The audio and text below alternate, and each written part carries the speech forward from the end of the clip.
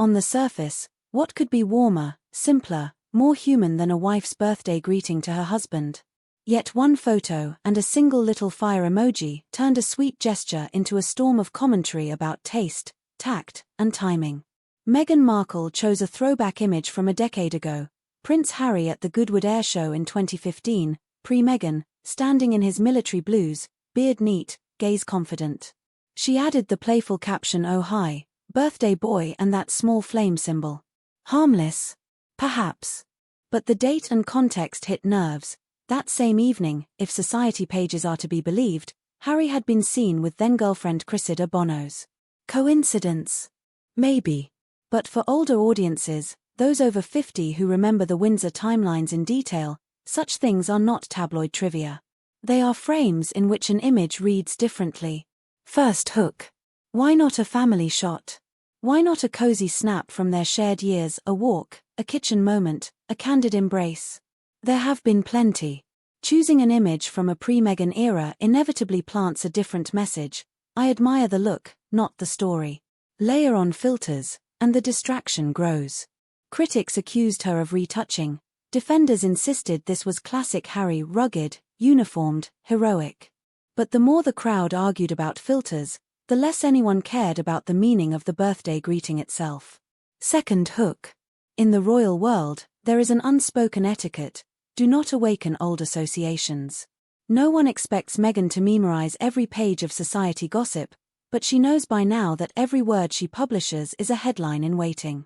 A photo date that revives the name of an ex, intentionally or not, traps everyone. Harry looks haunted by a past relationship. Meghan looks careless or calculating.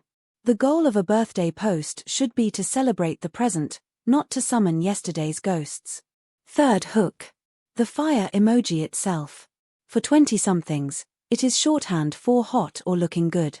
For an older audience, it tilts toward showy. When you've endured relocation, rejection, lawsuits, reconciliations, what matters isn't emoji fireworks but personal intonation, something private, even if short. That is the line between content and gesture. A gesture is personal. Content is mass-produced. Fourth hook. The timing was worse than the post itself. Barely had the dust settled after Harry's 55-minute tea with his father at Clarence House, a supposed moment of fragile reconciliation, when Harry gave an interview insisting his conscience is clear and without truth, there can be no healing.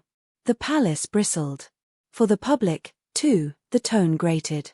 If you want to rebuild bridges, don't set the guardrails on fire. Into that fragile silence dropped Meghan's flaming birthday greeting. Intended as playful, it became fuel.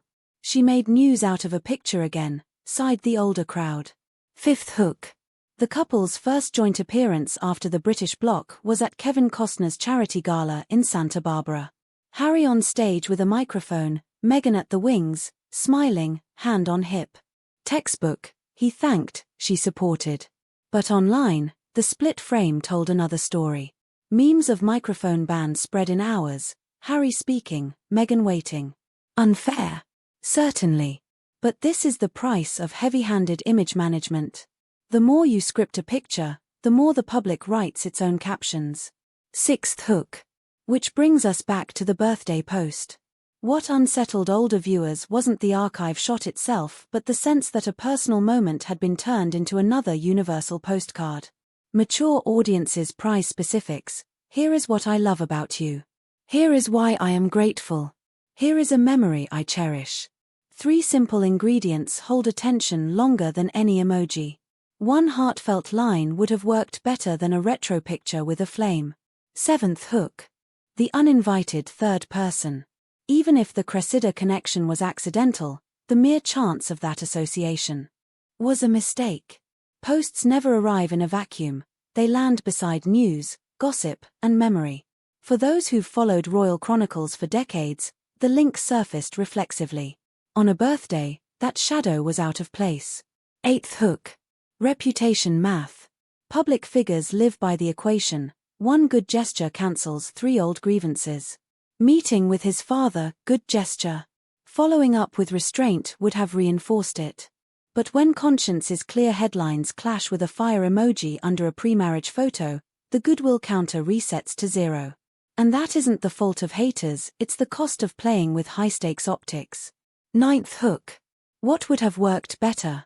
Experienced viewers nod knowingly, the kitchen table shot, the hand on a shoulder, a quiet aside, this year you taught our son to ride a bike. That is happiness. Not because sentimentality sells, but because specificity always does. Details last longer than trendy emojis. They resist age better than filters. 10th hook. Why does so much weight fall on one Instagram post? Because in a crowded cycle of royal tea meetings, TV interviews, charity galas, it is the smallest gestures that steer perception. If you want reconciliation, lower the brightness, raise the meaning. If you want headlines, keep feeding the storm. The public will not forget which path you chose. And here lies the real lesson. Harry needs not retro flames but present warmth. Not ghosts of Goodwood 2015, but calm, uncontroversial proof of a secure private space, both at home and in speech. Especially if, as he insists, his focus is on his father. The fewer sparks, the more chance the next meeting won't be news, but normal. Only then will no old photo spoil a birthday.